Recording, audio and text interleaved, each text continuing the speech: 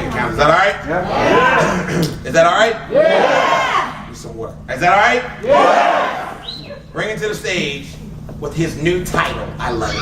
Executive Vice President, Mr. Mike Randolph.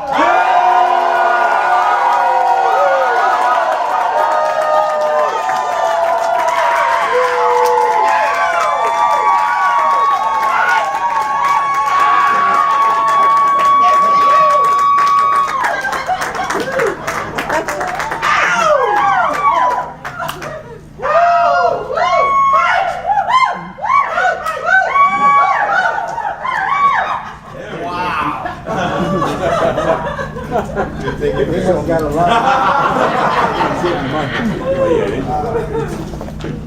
Okay.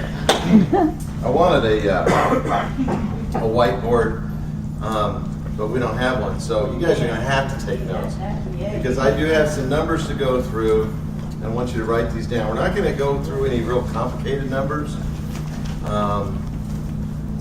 but you do need to understand really what you have your hands on.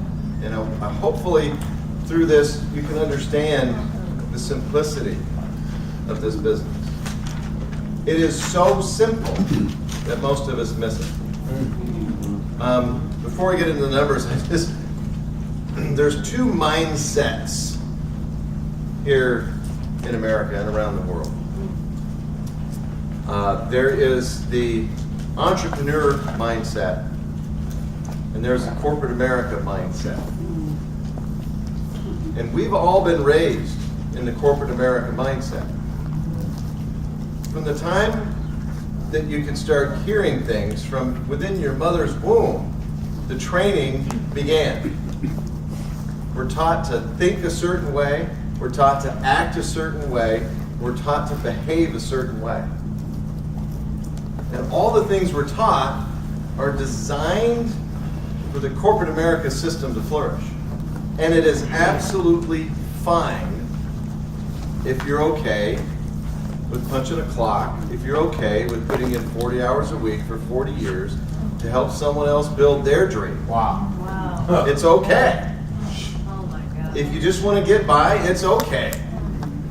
If you just want to be one of those that worries about running out of money before you run out of life, do you know that the number one fear of retirees in America right now is not enough money to make it through their retirement? No. That is the number one fear. They don't fear the things they don't fear death. They fear not enough money to make it through the retirement. So, isn't that crazy? Yeah. Now here we are. Who's ever been a little short on cash?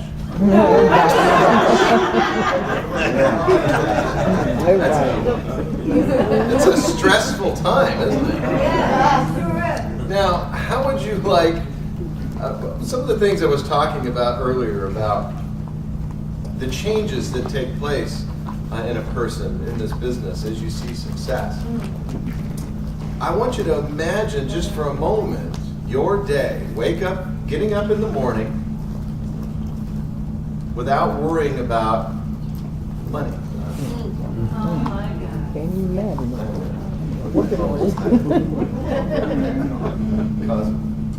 What's this thing? Maybe just turn it on. Turn it on. There you go. Killed it. It's an amazing thing to get up in the morning and not worry about how you're going to get through the day financially.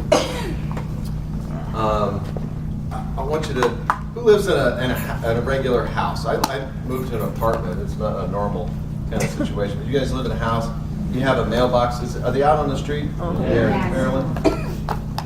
What's it like when you leave the front door and you head for the mailbox? Is there ever any anxiety about what's going to be in there?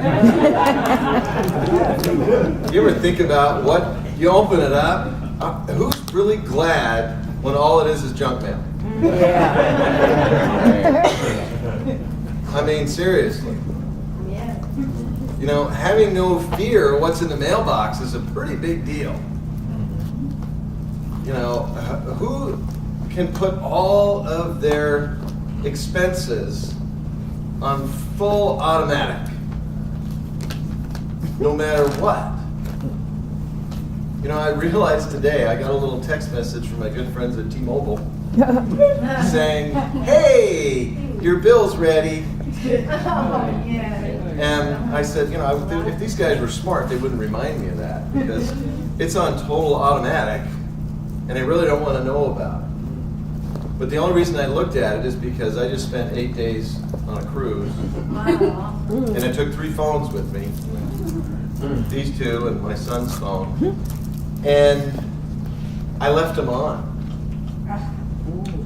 I turned them on, I made phone calls, I conducted my normal life while on the cruise ship without thinking about it. If my dad needed to call me, my dad is coming up on 83 years old. He's you know, we talk 2 or 3 times a week, and I didn't want to miss his call. I never know when he's going to call. He's kind of got his own thing going on. He's 83. The world runs on his schedule now, and he's earned it. But when he called, I answered the phone. The roaming or the, you know, the other fees and things like that. And I'm proud to say that I only racked up about $200 worth of extra charges on my phone. I know I have a good friend of mine who figured out a way to rack up a little more than that. All because Sprint said, no, you're on the unlimited plan. And he found out there was a limit. Unlimited plan. But it's a mindset. How long has it been since you didn't think about money?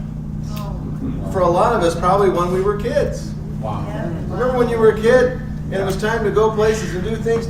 You didn't say, oh, are we going to have enough gas? We got to pay for the gas. We got to eat this many times. We got to do this. We got to do that. I remember when I was a kid, I remember one time we were going to go on vacation and it got canceled because the family couldn't afford it. And I tugged on my mom's jacket. I said, Mom, let's just go to the bank. They got lots of money. I mean, I had no concept. But that's the kind of mindset that we all should have all the time. We shouldn't make decisions financially based on what we don't have financially.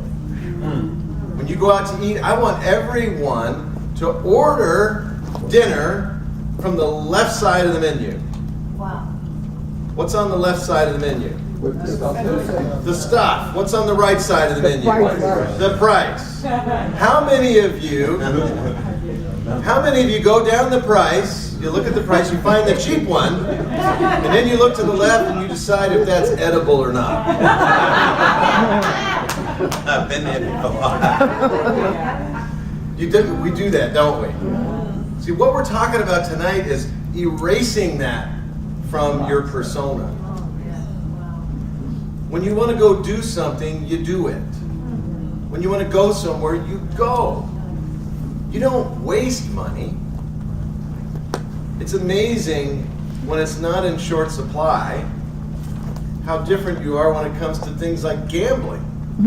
I remember when I was broke, I gambled all the time. I would drive from LA to Las Vegas or to Laughlin, Nevada, and I was like Mr. Pig.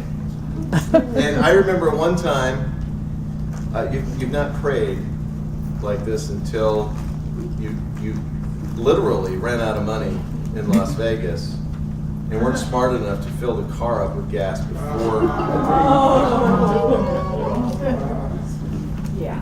I found out the actual limit of the tank in my car because it did get me home, but then I had to bum a ride to work the next day. When I was broke, I was always focused on money and always focused on getting stuff for nothing and a free ride and all those things. I want to tell you a quick little story. We were in Haiti on this cruise, and now the Royal Caribbean does a great job of isolating Haiti. You're in Haiti, but it's not really Haiti. You're in this thing called Labadee, and it's owned by Royal Caribbean. So it's like an extension of the ship. there's all these chairs and umbrellas and all this stuff, and everything's very controlled. And I got this little thing there. I was talking to some folks that had gone on this zip line, and it's a world-renowned zip line. It's the longest zip line over water anywhere in the world, blah, blah, blah, blah, blah. But they said it was weird when we went up to the top. You have to walk up this thing to get to the top of where it is. And she said, I could look over and I could see the razor wire fence that separated us from Haiti. And it was kind of, she said it was kind of creepy. And, you know, there we were in the lap of luxury, being a bunch of idiots drinking Labadoozis were the drinks that they were selling everybody there. I recommend them, they're great. It'll give you a Laba hangover. But there we are, partying like rock stars, and just a few feet away is a country that's destitute. We are partying.